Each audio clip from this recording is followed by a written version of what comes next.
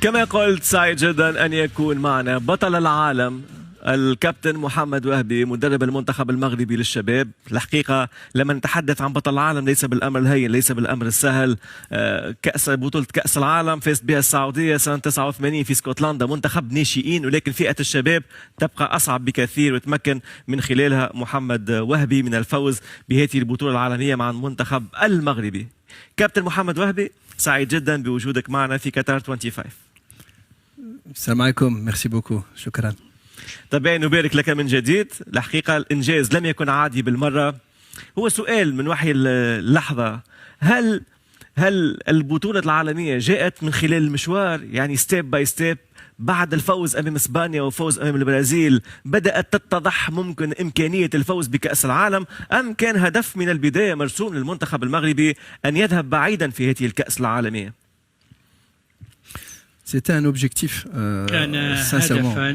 C'était un objectif qu'on avait fixé dès le départ. وضعناه وحددناه منذ البداية حتى نخوض مباريات التصفيات. وكنا نطالب أنفسنا بالكثير ومع اللاعبين نذهب ونكون نريد أن نفوز، ينبغي أن نصحح ذلك. وعندما لعبنا في كأس أفريقيا إذا فعلنا شيء كنا نتحدث عن ذلك، حتى في المباريات الودية كنا نطالب أنفسنا كثيرا، حتى لو كنا نفوز 3-0 نقول لم يكن ذلك، لأن كأس العالم تتطلب أن نقدم أداء أفضل. إذا كنا لمدة 2.5 كان من الصعب أن نصل إلى كأس العالم، وعندما نصل سنكون جاهزين.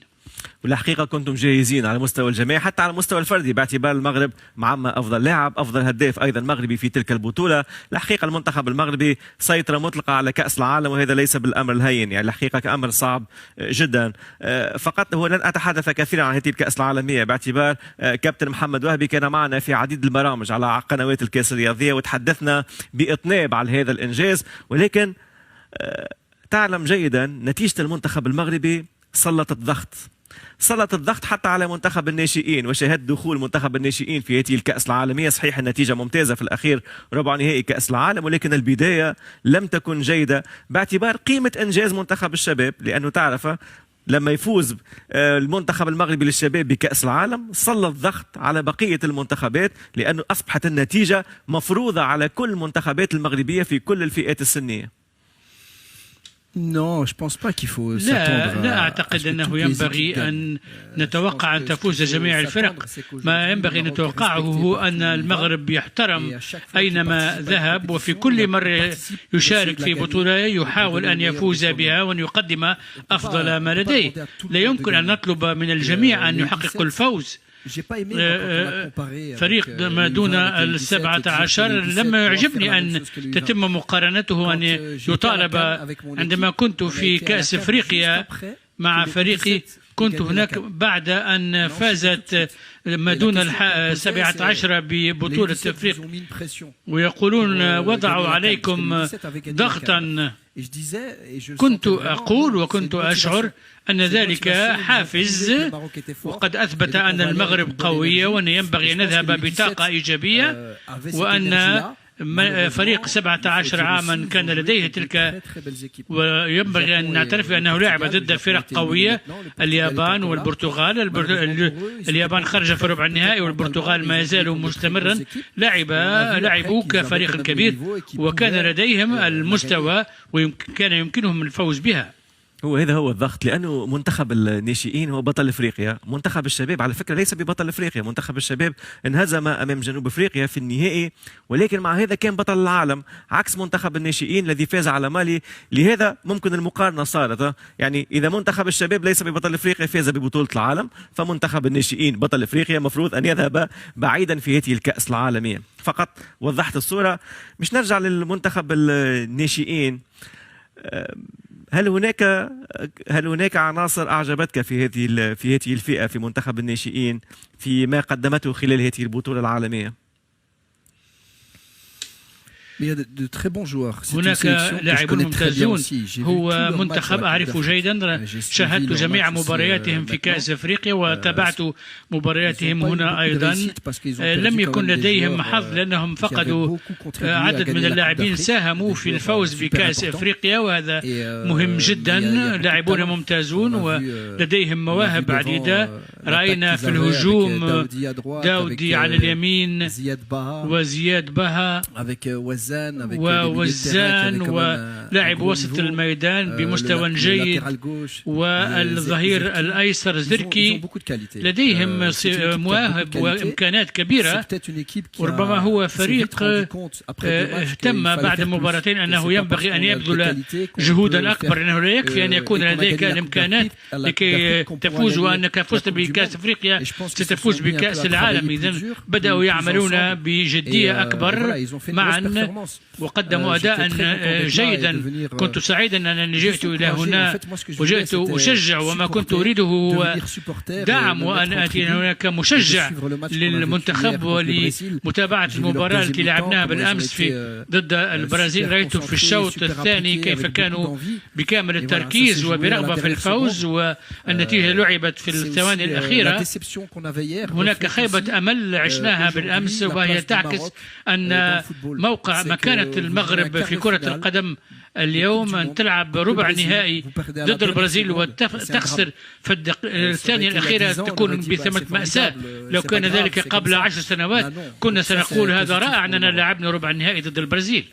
هذه الفكرة على فكرة التي ركزنا عليها منذ قليل، لأنه الآن المنتخب المغربي كسر حاجز إن صح التعبير حاجز العقدة مع الكبار. المنتخب المغربي أصبح مع العمالقة. الآن المغرب لما تخسر مع البرازيل أصبح أمر سلبي بالنسبة لكرة القدم المغربية، وهذا مهم جدا لأن المغرب تعودت على الفوز على الكبار. كابتن محمد وهبي فاز على إسبانيا، فاز على البرازيل، فاز على كل المنتخبات الكبرى تقريبا. لهذا الآن المنتخب المغربي كسر هذا الحاجز، وهذا مهم جدا لكرة القدم المغربية. أعتقد هذا مهم جدا حتى للمستقبل، لأنه الآن المغرب عكس الحقيقة بقية المنتخبات العربية. المغرب الآن ليست لديها عقدة الكبار باعتبار المنتخب المغربي الحقيقة، وكرة القدم المغربية أصبحت من الكبار ومن العمالقة أيضا. أعتقد أنه من المهم جدا، وهذا ما كنا نحاول أن نقوله للاعبين، وأنه لا ينبغي أن يكون لدينا عقد. لدينا قدمان ولدينا إمكانات، وجلالة الملك محمد السادس منذ 2008 وضع إمكانات، ورئيس الاتحاد الأقجع يقول منذ زمن طويل ويشجعنا أن نؤمن بأنفسنا.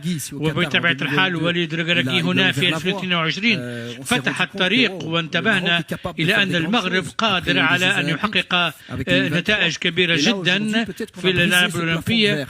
إذن الآن وصلنا إلى السقف الزجاجي، ونقول الآن أننا يمكننا أن نفوز على أي فريق، ولا ينبغي أن يكون لدينا أي عقد تجاه أي منتخب، والمستقبل جميل، ولكن بشرط أن نستمر في العمل الجاد.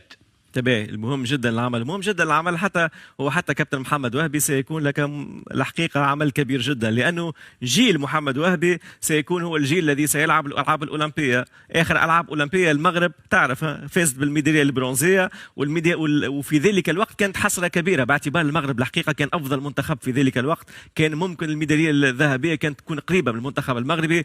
لهذا جيل منتخب الشباب، جيل محمد وهبي مفروض عليه إن شاء الله، وإن شاء الله لما لا يكون صاحب الميدالية الذهبية في الألعاب الأولمبية القادمة، لأنه هذا هو الهدف الرئيسي أعتقد. سيكون هذا هو الهدف، ولكنه هدف، لكن ينبغي التأهل. نعرف أننا في أفريقيا الصعب ليس أن نشارك في الألعاب الأولمبية ولا الألعاب العالم، لأن في أفريقيا التأهل صعب. الفرق بمستوى ممتاز. العملية كلها ماذا سنضع لكي نتابع هؤلاء الشباب حتى يستمروا في التطور ويستمروا في الثقة، وهذا هو الأكثر أهمية. الباقي والنتائج تأتي فيما بعد. ينبغي أن نركز. كأس العالم فتحت لنا الطريق، وإذا أن نتخلى عن العقد، وينبغي أن نستمر في العمل. ولكن قبل ذلك هناك كأس العالم 2026 مع الفريق الأول، أهداف كثيرة. أنت تشعر بالمسؤولية الملقاة على عاتقك باعتبار أنه محمد وهبي ممكن صحيح وليد الركراكي سيخوض كأس أفريقيا، صحيح سيخوض كأس العالم 2026، ولكن هذا الجيل محمد وهبي، وأنا أتفهم لماذا محمد وهبي رغم العروض يبقى مع الاتحاد المغربي ويبقى مع هذا الجيل، لأنه هذا الجيل سيتكون له ألعاب أولمبية، ثم الأهم هي كأس العالم 2030، لأنه ممكن جيل محمد وهبي سيكون نواة كأس العالم 2030 بالمغرب، والتي تعتبر دائما الهدف الرئيسي والهدف الأسمى لكرة القدم المغربية. نعم، لكن أعتقد أن ما تغير في المغرب هي العقلية تغيرت أيضا، وهو أننا نتحدث عن كأس العالم 2030.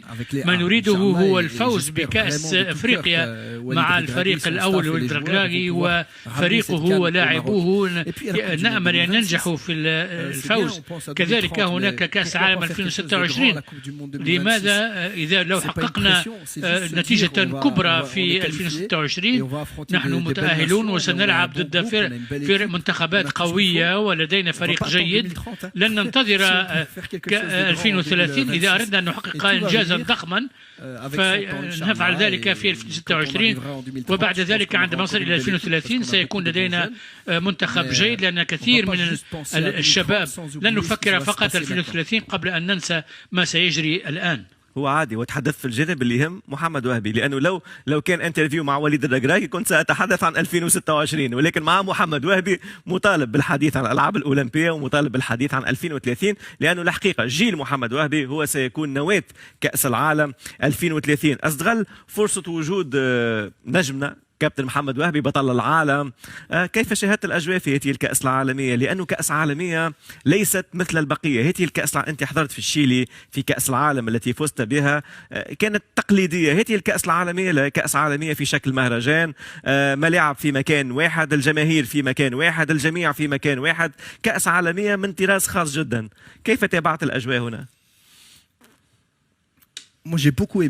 أنا أعجبت كثيرا حقا. لن أتحدث عن قطر وعن الدوحة وعن جودة تنظيم في كأس العالم والفعاليات الرياضية. أصبح الأمر سهلا تنظيم بطولات كبرى، لكن في مستوى التنظيم رائع أيضا في تنظيم هذه البطولة كدورة متكاملة. أنا لعبت 17 عاما أو في أدركت، وكان هناك بطولات كبرى وتقريبا نفس الشيء، لكن هناك كأس العالم يعني بحجم أكبر، وهناك نوع من المهرجان، والمشجعون يمكن أن يشاهدوا مباريات عديدة واللاعبون يلعبون مباريات عديدة، وهذا هو مفتاح التكوين والإعداد. وأعتقد أننا لاحقا لما أتحدث عن ذلك مع أحد، وسوف نحاول أن كل فريق يصل إلى كأس العالم